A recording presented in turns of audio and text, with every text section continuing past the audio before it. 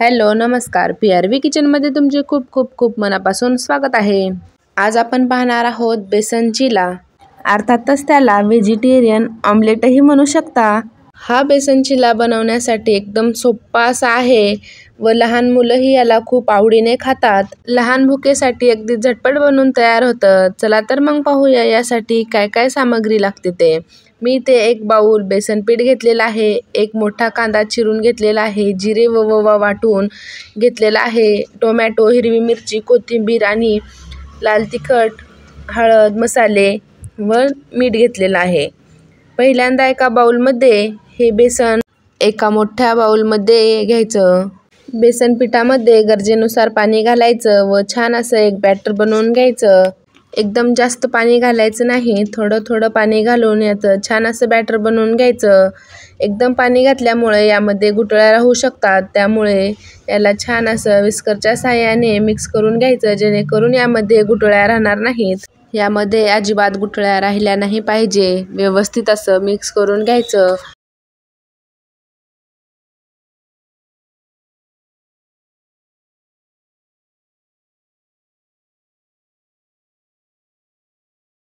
इथे पाहू शकता बेसन छान असं व्यवस्थित मिक्स करून झालेलं आहे.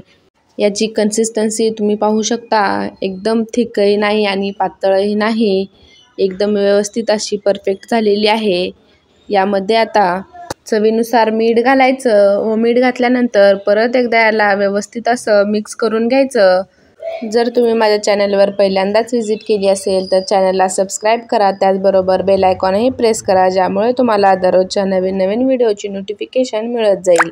मीठ घालून छान असं व्यवस्थित मिक्स करून घेतलेलं आहे. यामध्ये आता आपण बाकी साहित्य ॲड करू. यामध्ये सुरुवातीला आम्ही 1 वाटी कांदा घातलेला आहे.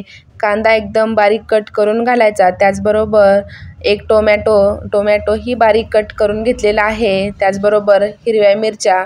जर तुम्हाला यामध्ये लाल तिखट घालायचं असेल तर तुम्ही हिरव्या मिरच्या स्किप करू शकता. 1 चमचा ओवा व 1 चमचा जिरे बारीक वाटून घेतलेले आहेत, तेही घालायचे. त्याचबरोबर मी इथे अर्धा चमचा लाल तिखट घातलेला आहे, तुम्ही याला स्किप करू शकता. त्याचबरोबर अर्धा चमचा हळद घातलेली आहे व सर्वात शेवटी यामध्ये भरपूर अशी कोथिंबीर घालायची.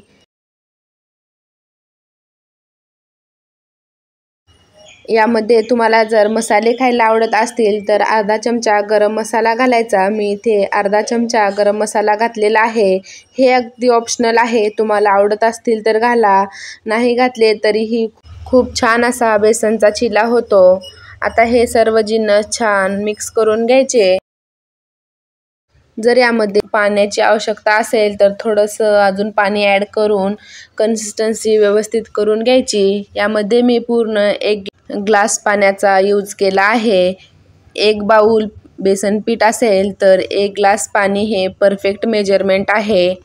बॅटर एकदम व्यवस्थित मिक्स करून घ्यायचं. व्हिडिओ पूर्ण पाहिल्यानंतर व्हिडिओ जर आवडला तर व्हिडिओला लाईक करा, त्याचबरोबर व्हिडिओ कसा वाटला हे कमेंटमध्ये सांगायला विसरू नका.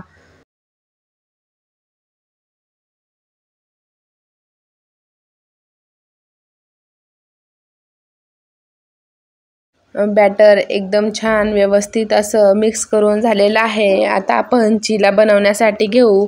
मी इथे गॅसवर 1 पॅन ठेवलेला आहे. पॅनमध्ये 1 मोठा चमचा तेल घालायचं. पहिला चिला बनवण्यासाठी थोडंसं तेलाचं प्रमाण हे जास्त असतं. हे तेल छान असं पसरवून घ्यायचं. तेल व्यवस्थित पसरवून झालं की यामध्ये आपण बनवून घेतलेलं बॅटर घालायचं. येथे गॅसची फ्लेम मीडियम ठेवायची. पॅन व्यवस्थित असा गरम होऊ द्यायचा.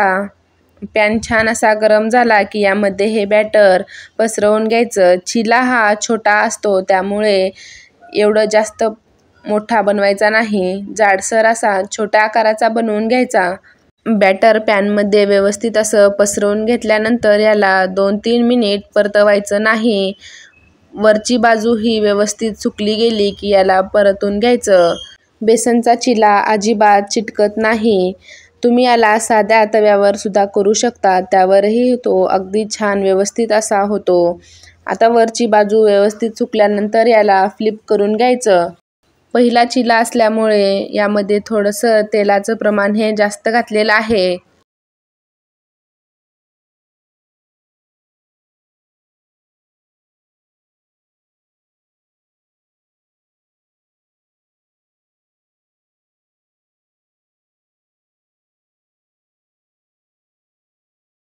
चिला वरतून छान असा सुकला गेलेला आहे. आता आपण याला फ्लिप करण्यासाठी घेऊ. फ्लिप करते वेळी एकदम छान व्यवस्थित असा फ्लिप होतो. तुम्ही ते पाहू शकता. अजिबात तव्याला चिकटलेला नाही. एकदम छान व्यवस्थित असा फ्लिप झालेला आहे. आता या बाजूनेही याला व्यवस्थित असं शेकून घ्यायचं. दोन्ही साईडने चिला व्यवस्थित भाजून घ्यायचा. हा चिला तुम्ही टोमॅटो सॉससोबतही खाऊ शकता. त्याचबरोबर दही किंवा हिरवी चटणी कशासोबतही खाऊ शकता. खूप छान अप्रतिम असा लागतो. दोन्ही साईडने व्यवस्थित असं शेकून घ्यायचं. मागच्या साईडलाही अजिबात चिकटलेला नाही. एकदम व्यवस्थित असा फ्लिप होत आहे. दोन्ही साईडने व्यवस्थित असं भाजून घ्यायचं. जर तुमच्या घरात लहान मुले हिरव्या पालेभाज्या खात नसतील तर तुम्ही यामध्ये हिरव्या पालेभाज्याही ॲड करू शकता. त्याचबरोबर गाजर, कॅप्सिकम एकदम बारीक चिरून यामध्ये घालू शकता. हिरव्या पालेभाज्याही एकदम बारीक अशा कट करून यामध्ये ॲड करू शकता. अजिबात लहान मुलांना कळणार नाही की यामध्ये हिरव्या पालेभाज्या घातलेल्या आहेत. ही एक खूप छान आयडिया आहे की लहान मुलांना पालेभाज्या खाऊ घालण्याची. इथे आपला बेसनचा चिला छान असा भाजला गेलेला आहे. आता याला एका प्लेटमध्ये काढून घेऊ.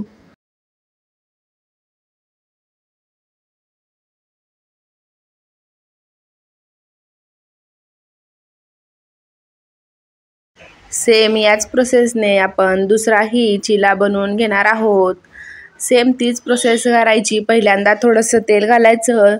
तेल छान पसरवून घेतलं की यामध्ये बनवून घेतलेलं बॅटर घालायचं. बॅटर छान पसरवून घ्यायचं व दोन्ही साईडने छान असं भाजून घ्यायचं. माझ्या चॅनलवर याच प्रकारची चिल्यांची रेसिपी आहे, ती म्हणजे मूग डाळीचे चिले. नक्की चॅनलला व्हिजिट करा व तीही रेसिपी पहा. खूप छान आहे. चॅनलवर खूप रेसिपी आहेत. गव्हाच्या पिठाचे गुलाबजामुन, मूग डाळीचा ठेचा, हरभऱ्याच्या डाळीचा ठेचा, त्याचबरोबर मूग डाळीचे चिले, हिरव्या मिरच्यांचे खूप सारे प्रकार केलेले आहेत. एकदा चॅनलला व्हिजिट करून व्हिडिओ नक्की पहा व आवडल्यास चॅनलला सबस्क्राईबही करा.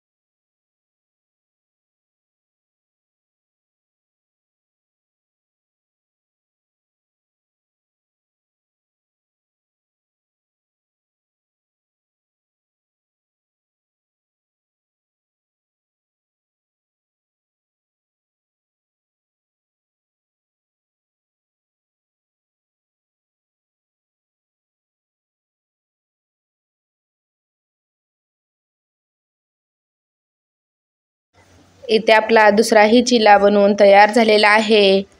याच पद्धतीने पूर्ण चिले बनवून घ्यायचे.